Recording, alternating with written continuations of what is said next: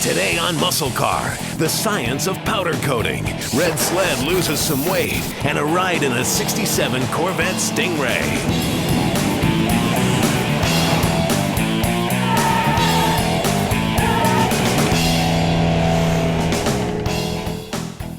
Hey guys, welcome to MuscleCar. Now, Red Sled's got a lot of body work ahead and we're going to get rolling on that today. But before we can start that, we need to get our chassis put back together.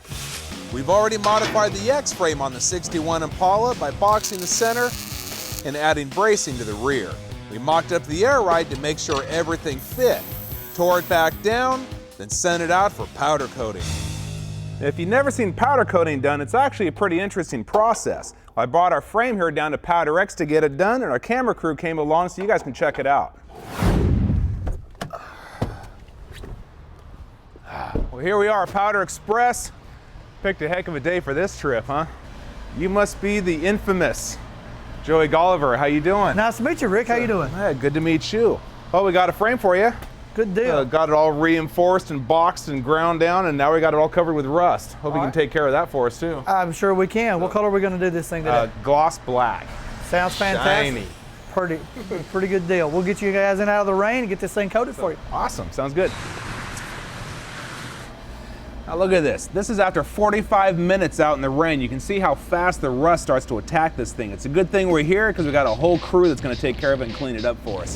The first thing these guys do is break out a DA sander to knock the surface rust off. The step's not necessary if the part is already clean and rust-free. Next, a steam bath. The heat pulls the oils out of the metal and from behind our welds.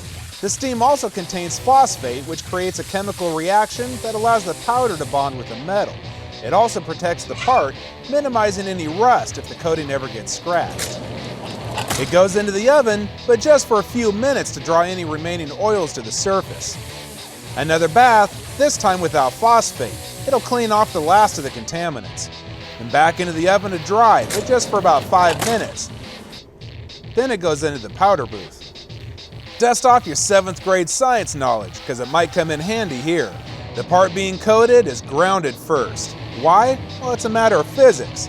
The gun creates negative ions that the powder collides with, giving it a negative charge. Since negative particles are attracted to the strongest ground, they're pulled straight onto the part.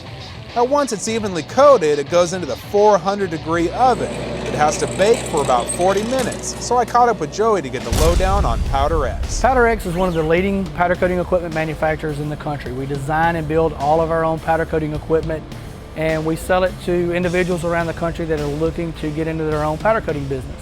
The great thing about powder that most people don't understand is that you can do basically any color with powder that you can do with liquid. There's powdered chromes, there are candies, translucents, textures. It's an endless supply of colors. You can do whatever color that you choose. I could just see the Impala with that candy pink frame. Okay, maybe not. Oh man! Looks great, doesn't it? Holy smoke! You wanted gloss black. Whew, you guys are making us look good. Now, how was I gonna hold up? That's gonna hold up fantastic. We know how much damage you guys do to stuff. Say, you do know you're doing this from MuscleCar. We beat the hell out of these things. Awesome, awesome, good job. I'll get the truck, we'll get this thing loaded up. Time to get this baby back to the shop and get the chassis reassembled.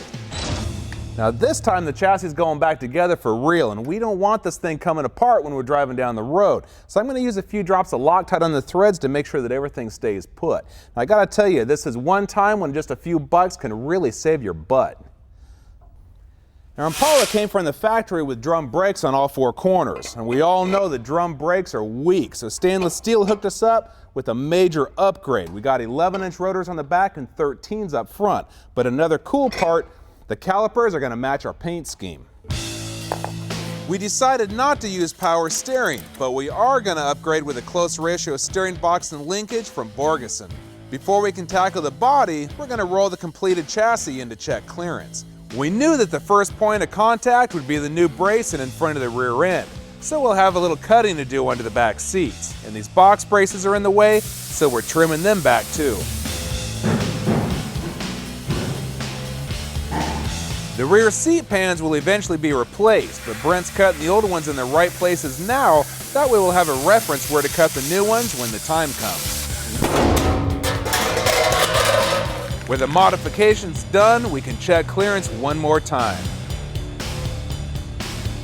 This back brace clears perfectly, so we're looking good so far. All right, now's a moment of truth. We already know we have the body trim to clear those 22s at ride height, but now we need to drop it all the way down to make sure we still have clearance.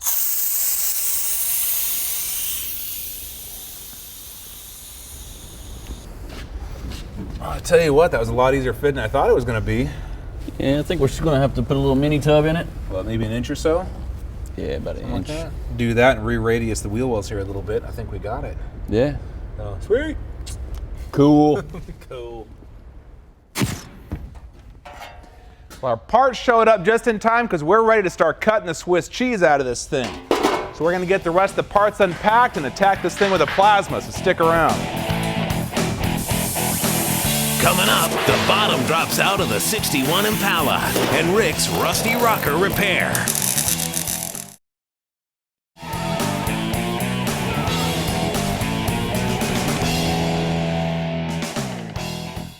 Hey, welcome back. The first thing to go is going to be this floor pan here because it's just wasted. Now this front cross member, this is going too because it's rusted through anyway, so it's not doing any good. The rear brace, I'm going to keep that in place just to hold the body together while I work on it. The quickest way to get the majority of the junk metal cleared out is with one of my favorite tools, the plasma cutter. I even use it to cut out a little souvenir to hang on the wall. Once the big chunks are out of the way, I can cut the braces out. Last goes the rear seat pan, leaving that rear brace. A spot weld drill bit will get the last of the old floor pan loose. On pinch welds like this, you can use a spot weld cutter. A little hammer and dolly work will flatten out the edges. As you can see here, this rocker's seen better days, so while Brent gets rolling on the mini tubs in the back, I'm going to stick some new sheet metal up here in the front. Once the outer sheet metal is removed, you can get a better look at the damage. And no patch panels are made for this part, so I'm fabbing some up. While I do that, Brent's making short work of that trunk, saving whatever he can.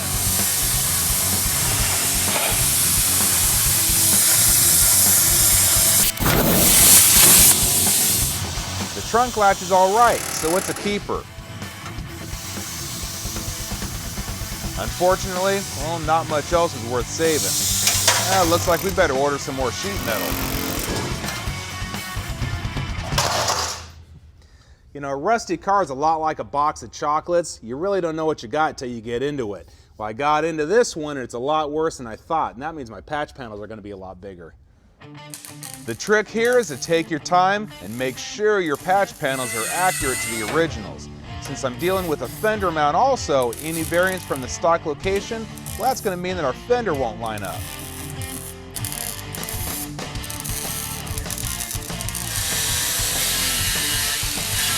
Done. Finally, we can test fit our floor pans. Clamps and clecos will hold them in place while we mark for the braces. Then they come back out to punch holes for the plug welds. Now only the ends are available for the front brace, so they're welded in place first, then the original is measured, marked, and chopped up to fill the gap.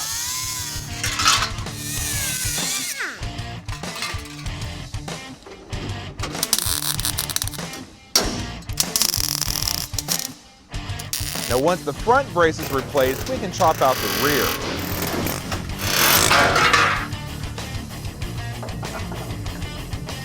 With the new one in, we can move on. The floor pans go in for the last time, and more clecos and clamps will hold everything in place while it becomes a permanent part of our Impala.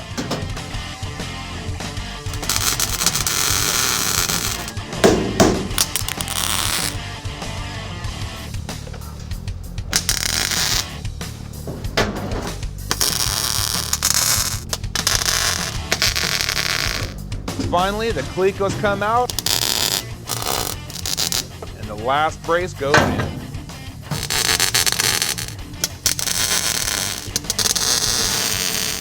Hey man, the floor's looking awesome. Appreciate it. Sweet. Well, I know you're anxious to get on the rear tubs on this thing, so if you want, I'll tackle this side and you can get on the back. Sounds good to me. Well, hey, Red Sled's made a lot of progress today, but man, we still got a long ways to go, so stick around. Did the 67 Stingray mark the end of an era for vets? Decide for yourself after the break.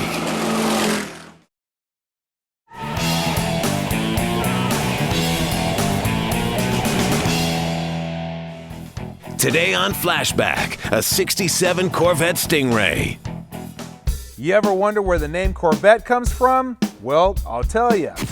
Corvette is a class of lightly armored warships. They're known for their speed and agility, and that's an accurate description for the 67 Stingray with an original 427 big block under the hood. One look at that mean Stinger and you know this bad boy is ready for battle. This vet is owned by Milton Robson. He's an avid car collector, and it was fully restored in the mid-'80s with all NOS parts. In 1967, it cost $5,604.10, and now it's worth over a couple $100,000. The 427 boasts 435 horsepower and 460 foot-pounds of torque. This thing burns up the road and goes from 0 to 60 in 5.6 seconds. What does Milton love about his 67 Stingray? 67 is just looks and horsepower. The bolt-on wheels, the side pipes, I mean things that draw your eyes to the car. That's just really improved it over the 63, 64, 5s. Joe Steinmetz maintains and restores Milton's cars, and he gladly took this vet out for a spin. That feels awesome, man. You just go down the road, be rolling around 30, 40 miles an hour, just cruising, and decide to mat it, it's on. That's the thing about the little tires and the big motor. You can do a lot of damage and have a lot of fun. Now to many, the 67 was the pinnacle of achievement for the Corvette brand. The Corvette was born in 1953, the brainchild of GM's chief designer, Harley Earl. Its all fiberglass body was a first for an American-made car, and every Corvette since then has followed that formula. Now, people quickly fell in love with the style, but they weren't so hot about the paltry 150-horse six-banger truck motor under the hood. By 1954, the Corvette was losing ground to Ford's two-seater T-Bird, and only about 700 were sold in 1955. The man who saved it was GM engineer Zora Arcus Duntov, who dropped in a V8 engine coupled with a 3-speed transmission, boosting the horsepower to 195. 63 saw a complete revamp by GM designer Bill Mitchell in the introduction of the Stingray moniker. The second generation of Corvettes would last until 67. In this time span, many refinements were made, including independent rear suspension, side exhaust pipes, 4-wheel disc brakes, and the killer 427 V8 with a raised hood scoop. Back in its day, if you've seen the Stinger and the blackness, you better look out. Part of those 435 horses were derived from the triple Holley two-barrel carburetors known as the Tri-Power. They were introduced in 1967. Now this system was capable of sucking in 1,000 cubic feet of air a minute. The cost for this option was $437.10, which meant about $1 per horsepower. Not bad. Some other changes in 67 were the optional bolt-on alloy wheels, functional 5-slotted side fender vents, and a parking brake relocated between the seats. Pretty handy. The 67 still had plenty of chrome to go around, and of course those aerodynamic retractable headlights. The rally red exterior and color-matched interior is a pretty unique look. I'm a red lover. I want the red with red. And that's just a better eye-catcher to me. The interior is designed to feel like a cockpit, which makes sense when you're throttling through curves at high speed. The Stingray performs extremely well thanks to its four-wheel independent suspension. The earlier Corvettes had a rougher ride. These last year Stingrays were just a good, comfortable car. 67 was the end of an era for Corvettes. It was the last of the C2s, and some enthusiasts even feel it was the last of the true Corvettes. Corvettes have gone through many transitions, but one thing remains the same. People love them everywhere you go. Up next, see what a difference an inch can make.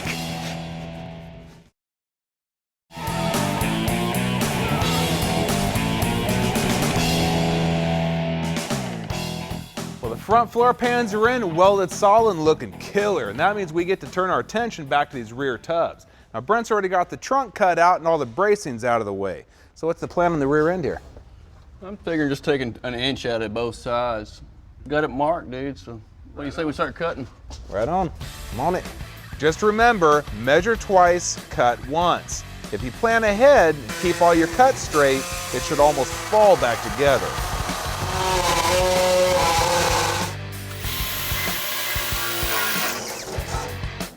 An air saw with a wide blade is used for the first cuts.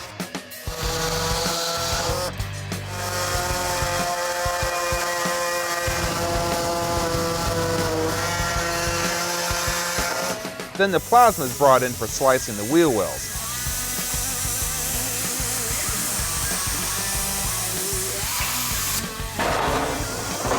And once the section is cut loose, a grinder will clean up the edges.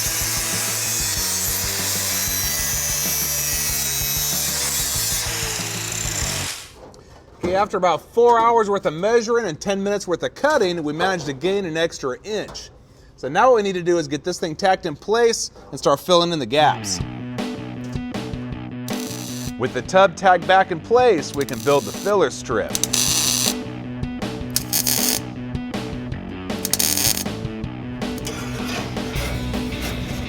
More clecos are pressed into service to help hold things solid while it's all stitched together.